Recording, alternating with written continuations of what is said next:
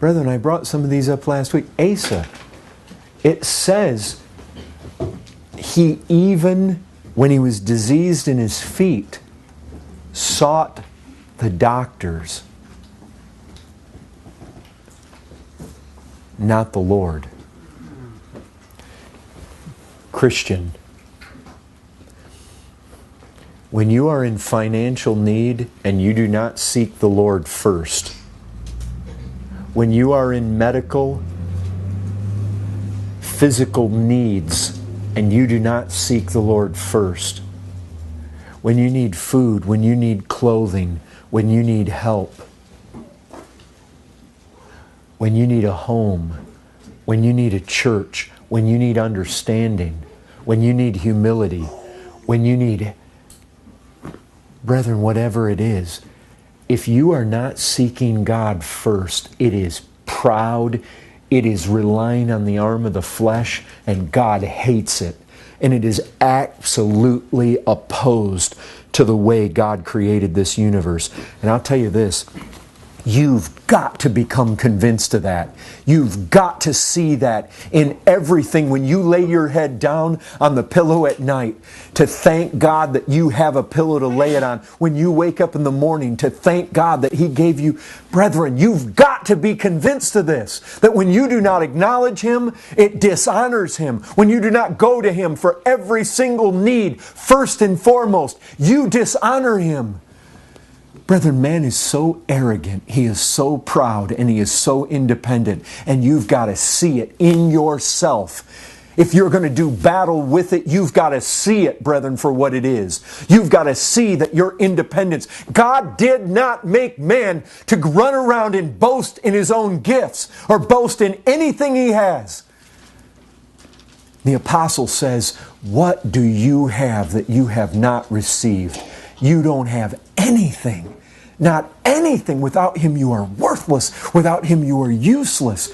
Brethren, live in the light of that. That is a first and foremost fundamental principle. If you're going to do battle against these fleshly passions, and one of those passions, brethren, is self-exaltation. It is a desire in you to set yourself forth, to posture yourself, to position yourself, to look as though you are something, and to take credit for it.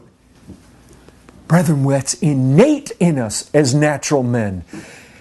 And God help us, we are not natural men anymore. We live in the power of another, the power of the Almighty. And brethren, you've got to do battle right there. You've got to do battle with this. Brethren, let this truth ring in your heads.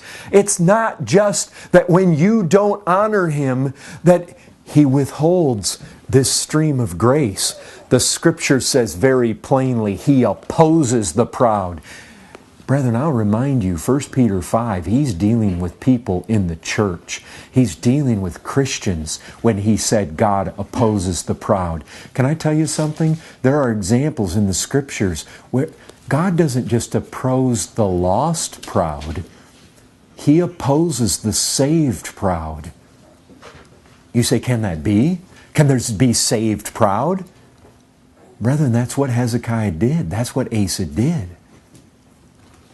When James and John were wanting to sit on the right and left hand of Christ, that's what they were doing. When they were arguing about who was going to be the greatest, that's what was happening.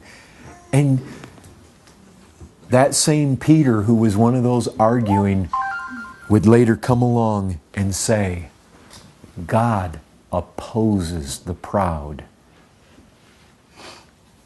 Listen, Peter was pretty haughty.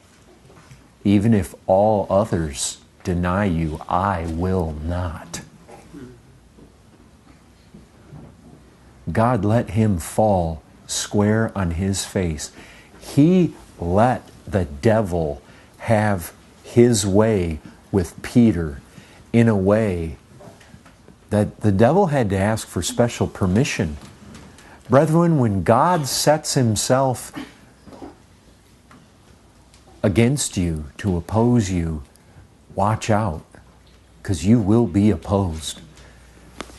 So be careful. We've got to be convinced of these things. Brethren, there's two, you've got to be convinced you need this. You need to be convinced. There is too little regard in the church. There's too little regard in the preaching. There's too little regard in yourself, in myself, for this very thing. The call to humility, I'm afraid, has indeed been too little regarded in the church. And I think it has been because its true nature and its true importance has been too little appreciated. And I'll tell you this, humility does not come effortlessly. It comes with battle. It comes with tears. Brethren, it's like everything else in the spiritual realm. It comes through desire. It comes through earnestness. It comes through being persuaded. I need that. It comes through making it one of the chief things you are battering, that battering ram of prayer against the heavens for. Father, give this to me. Give it to me. You tell me that you will conform me to the image of Christ. Give me humility. I see it as a good thing. Clothe yourself with humility, the apostle said. In another place, he said that he urged us, he encouraged us, he exhorted us to walk in a manner worthy of our calling with all humility and gentleness. With all humility, brethren. We've got to be desperate for this. We've got to go after it. We've got to be earnest for it. You pray for it like your soul depends on it, because it does. It does, brethren, it does. And we've got to be convinced of it. And I'm not certain, brethren, that we have been entirely convinced of just how much we need it. It needs to be an object of our special attention, our special desire, our special prayer, an object of our faith. What I mean by that, by faith, brethren, you need to lay hold on this. Lord, you promised that you would conform me to the image of your Son. And one of the crowning characteristics is that He's gentle and lowly in spirit.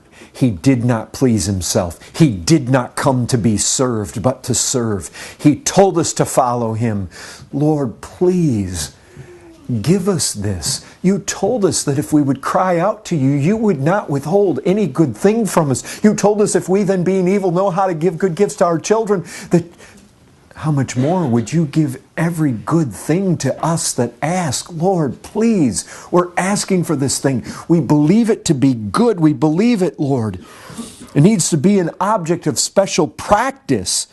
We must strategize in pursuit of humility. Jesus said, "Learn of me." Brethren, so many of you young people, you were recently in school or you're now in school. Think about your hardest subject. Did it come easy? You had to learn. You had to study. Brethren, I can tell you this. As I was telling some of the folks down in Laredo on Sunday, I went through 4 levels of calculus. Brethren, you don't learn 4 levels of calculus effortlessly.